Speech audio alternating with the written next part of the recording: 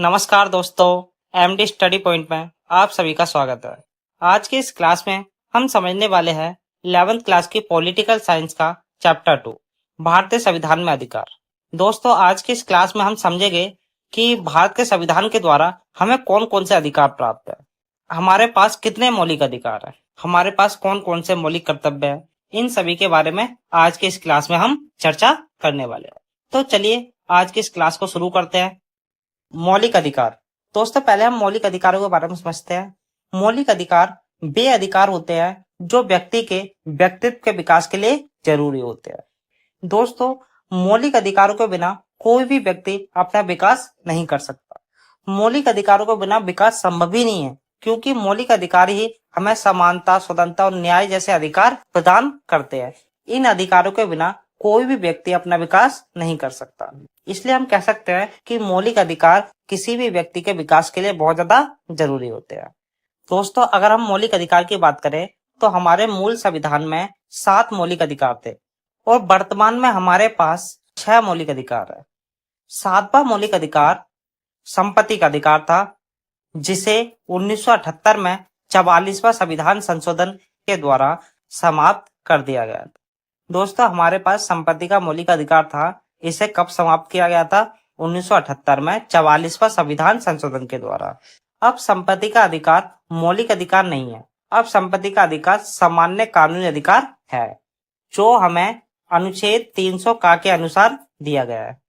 दोस्तों, वर्तमान में भारतीय संविधान में 6 मौलिक अधिकार है, जिन्हें अनुच्छेद 14 से 35 तक संविधान के भाग 3 में रखा गया है।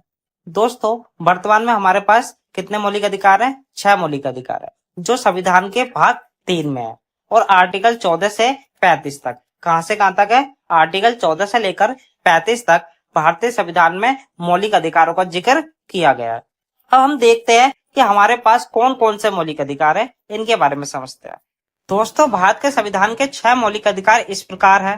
पहला है समानता का अधिकार, अनुच्छेद 14 से 18 तक। दूसरा है स्वतंत्रता का अधिकार, अनुच्छेद 19 से 22 तक। तीसरा है शोषण के विरुद्ध अधिकार, अनुच्छेद 23 से 24 तक। चौथा है धर्म की स्वतंत्रता का अधिकार, अनुच्छेद 25 से 28 तक। पांचवा है संस्कृति और शिक्षा संबंधी अधिकार, अनुच्छेद 29 से 30 तक। छठा है संवैधानिक उपचार का अधिकार, जो अनुच्छेद 32 में है। ये 6 मौलिक अधिकार भारतीय नागरिकों को संविधान के द्वारा प्रदान किए जाते हैं। दोस्तों, इन सभी मौलिक अधिकारों के बारे में समझते हैं। पहले हम समझेंगे समानता का अधिकार। अनुच्छेद 14 कानून के समक्ष समानता। अनुच्छेद 14 के अनुसार कहा जाता है कि सभी व्यक्तियों को कानून के समक्ष समान सुरक्षा, समान व्यवहार का अधिकार होगा और उनके साथ कोई भी भेदभाव नहीं किया जाएगा। कानून के समक्ष सभी व्यक्ति समान हो गए, उनके साथ कोई भी भेदभाव नहीं किया जाएगा। अनुच्छेद 15 कहता है भेदभाव का निषेध, अर्थात देश में धर्म, नस्ल, जाति, लिंग, जन्म स्थान आदि के आधार पर किसी भी व्यक्ति के साथ कोई भी भेदभाव नहीं किया जाएगा। जैसे पहले गांव वगैरह में आपने देखा होगा कि पहले गांव में क्या होता था, जो नीची जाति के लोग होते थे उनको कुएं वगैरह पे पानी भरने के लिए नहीं चढ़ने दिया जाता था। उनके अलग कुएं होते थे, उन्हें मंदिरों में जाने की अनुमति नहीं थी। ये सभी भेदभाव आर्टिकल 15 के द्वारा समाप्त किए जाते हैं। अनुच्छेद 16 सार्वजनिक रोजगार में समानता, अर्थात लोक नियोजन के विषय में समानता।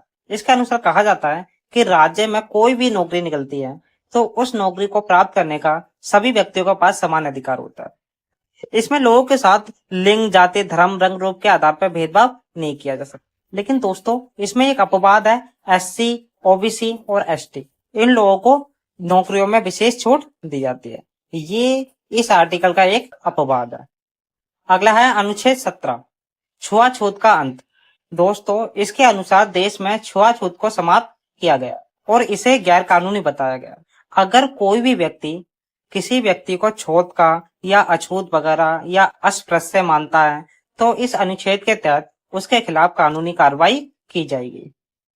अगला है अनुच्छेद 18 उपाधियों का उन्मूलन। इस अनुच्छेद के तहत कहा जाता है कि कोई भी राज्य सरकार अपने नागरिकों को सैन्य और शैक्षिक उपाधियों को छोड़कर अन्य कोई भी उपाधि नहीं दे सकते। इसके अनुसार ये भी कहा जाता है, यदि विदेशी सरकार किसी व्यक्ति को कोई भी उपाधि देती है या कोई भी रोजगार का अवसर देती है या अपने देश में कोई भी पद देती है, तो वह व्यक्ति उस पद को स्वीकार करने से पहले राष्ट्रपति से अनुमति लेगा। तो दोस्तों, इस प्रकार से अनुच्छेद 14 से 18 तक समानता का अधिकार है। हमारा दूसरा मौलिक अधिकार है स्वतंत्रता का अधिकार, जो अनुच्छेद 19 से लेकर 22 तक है। इसके बारे में समझते हैं। अनुच्छेद 19। दोस्तों, अनुच्छेद 19 हमें 6 प्रकार की स्वतंत्रताएं उपलब्ध कराता है। पहला, भाषण और अभिव्यक्ति की स्वतंत्रता। इसके अंदर क्या होता है? इसके अनुसार प्रत्येक नागरिक अपने विचार और अपनी राय स्वतंत्र रूप से व्यक्त कर सकता है। दूसरा है शांतिपूर्वक इकट्ठा होने की स्वतंत्रता। इसके अनुसार नागरिकों को बिना हथियार के शांतिपूर्वक इकट्ठा होने और विरोध प्रदर्शन करने का अधिकार है। अपनी मांगे सरकार के सामने रखने का अधिकार है। तीसरा है संघ या यूनियन बनाने की स्वतंत्रता। इसके अनुसार नागरिक अपने पसंद के संगठन या यूनियन बनाने का अधिकार रखते हैं, जैसे राजनीतिक दल, ट्रेड यूनियन आदि। किसी भी पार्टी में शामिल हो सकते हैं या अपनी खुद की पार्टी बना सकते हैं। इसके तहत ये सभी कार्य कर सकते हैं। भारत में कहीं भी घूमने की स्वतंत्रता। इसके अनुसार भारत का कोई भी नागरिक देश के किसी भी हिस्से में घूमने जा सकता है, कहीं की भी यात्रा कर सकता है। अगला है भारत में कहीं भी बसने और रहने की स्वतंत्रता। दोस्तों, इसके अनुसार नागरिकों को भारत के किसी भी हिस्से में बसने या रहने का अधिकार है। भारत का कोई भी नागरिक भारत के किसी भी इलाके में बस सकता है, कहीं पर भी जमीन वगैरह खरीद सकता है। अगला है कोई भी पैसा, व्यवसाय या व्यापार या कारोबार करने की स्वतंत्रता। इसके अनुसार भारत का कोई भी नागरिक कानून के दायरे में रहकर कोई सी भी आर्थिक क्रियाएं कर सकता है। तो दोस्तों, ये 6 अधिकार हमें आर्टिकल 19 के तहत दिए जाते हैं। अगला है अनुच्छेद 20। अनुच्छेद 20 के अनुसार कहा जाता है कि एक अपराध की एक ही सजा। कोई भी व्यक्ति है, उसने कोई भी अपराध कर दिया है, तो उस अपराध की उसे एक ही बार सजा दी जाएगी। उसको एक अपराध के लिए 2 बार सजा नहीं काटनी पड़ेगी। यह आर्टिकल 20 के अनुसार कहा जाता है। इसके अनुसार ये भी कहा जाता है कि किसी भी व्यक्ति को न्यायालय में खुद के खिलाफ गवाही देने के लिए मजबूर नहीं किया जाएगा। अगला है अनुच्छेद 21, प्राण एवं दैहिक स्वतंत्रता। इसके अनुसार प्रत्येक व्यक्ति को सेल्फ डिफेंस करने की स्वतंत्रता है, अपने प्राण की रक्षा करने की, अपने प्राण और देही की रक्षा करने की स्वतंत्रता है। अगला है अनुच्छेद 22। दोस्तों, अनुच्छेद 22 मनमानी गिरफ्तारी और हिरासत को रोकता है। इसके अनुसार अगर कोई भी व्यक्ति उसे गिरफ्तार किया जा रहा है, तो उसे ये जानने का अधिकार होता है कि उसे क्यों गिरफ्तार किया जा रहा है, और उसे जो सजा दी जाएगी वो कानून के अनुसार ही दी जाएगी। हाँ, और उस व्यक्ति को 24 घंटे के अंदर मजिस्ट्रेट के सामने पेश किया जाना चाहिए। किसी भी गिरफ्तार व्यक्ति को 24 घंटे से ज्यादा थाने में नहीं रखा जा सकता। तो दोस्तों, ये सभी अधिकार हमें स्वतंत्रता के मौलिक अधिकार के द्वारा प्रदान किए जाते हैं। अगला है हमारा शोषण के विरुद्ध अधिकार, जो अनुच्छेद 23 और 24 में दिया गया है। इनके बारे में समझते हैं। अनुच्छेद 23। दोस्तों, अनुच्छेद 23 के तहत कहा जाता है कि मानव तस्करी पर रोक लगाई जाएगी।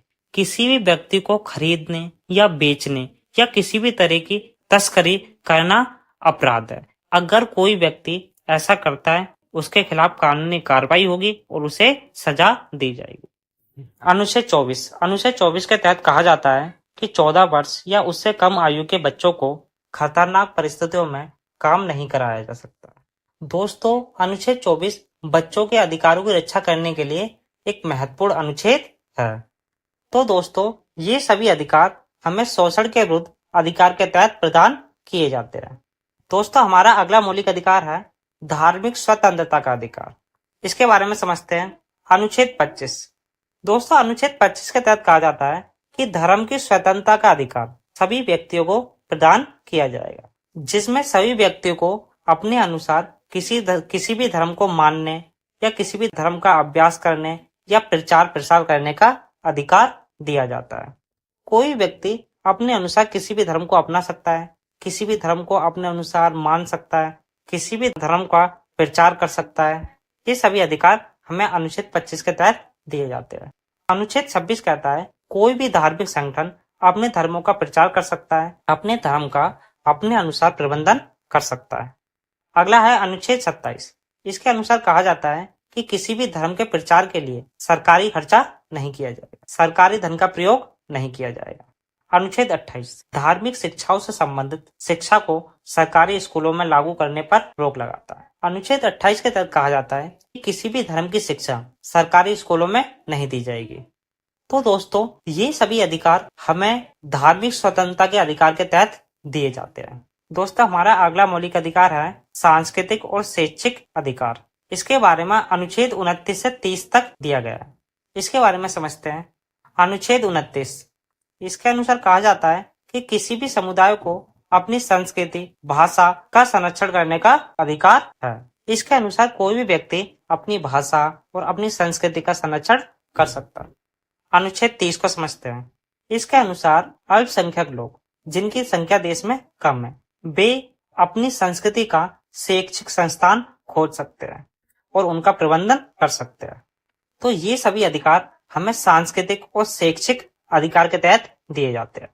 हमारा अगला मौलिक अधिकार है संवैधानिक उपचार का अधिकार। दोस्तों, डॉक्टर भीमराव अंबेडकर ने संवैधानिक उपचार के अधिकार को संविधान का हृदय और आत्मा बताया।